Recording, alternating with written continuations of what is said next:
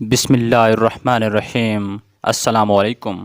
حضرت محمد مصطفیٰ صلی اللہ علیہ وآلہ وسلم نے فرمایا، جو حق پر ہونے کے باوجود جھگڑا نہیں کرتا، میں اس کے لیے اعلیٰ جنت میں گھر کا ضامن ہوں۔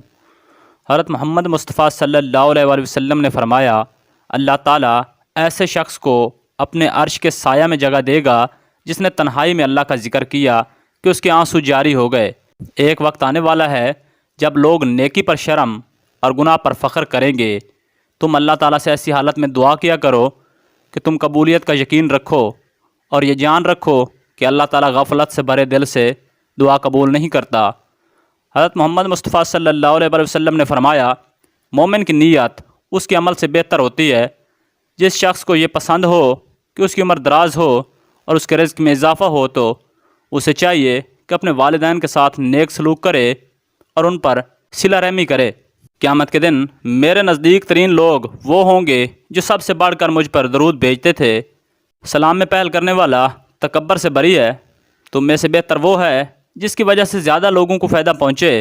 3 آدمی ایسے ہیں جنہیں اللہ تعالیٰ روز قیامت دیکھے گا بھی نہیں۔ نمبر 1، والدین کا نافرمان۔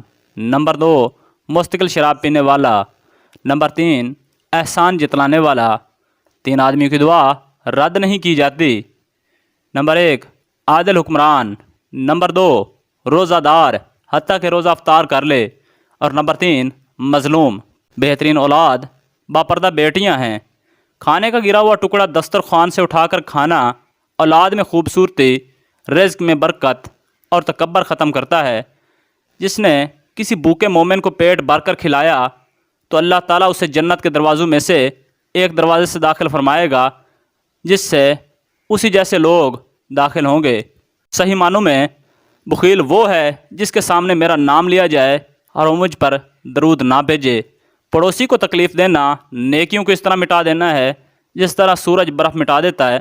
اللہ تعالیٰ نے تم پر ماں کی نافرمانی حرام قرار دی ہے اور والدین سے ناحق مطالبات کرنا بھی حرام قرار دیا ہے۔ جس کے دل میں رائی کے دانے جتنا بھی یعنی تھوڑا سا بھی تکبر ہوگا وہ جنت میں داخل نہیں ہوگا۔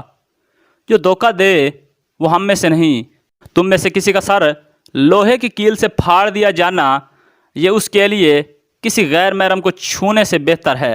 اپنے اعمال پر توجہ دیجیے، حقوق العباد لازمی پورے کیجیے اور حقوق اللہ کا بھی خیال رکھیے، کیونکہ اللہ کبھی حقوق کے تلف کرنے والوں کو پسند نہیں فرماتا۔ قیامت کے دن اللہ اپنے حقوق تو معاف فرما دے گا مگر حقوق العباد یعنی اللہ کی مخلوق کے حقوق جو آپ نے ادا نہیں کیے ہوں گے ان کو معاف نہیں فرمائے گا۔ ان پر آپ کو سزا دی جائے گی اور آپ کی نیکیوں سے ان حقوق کو ادا کیا جائے گا۔ اللہ ہم سب کا حامی و ناصر ہو۔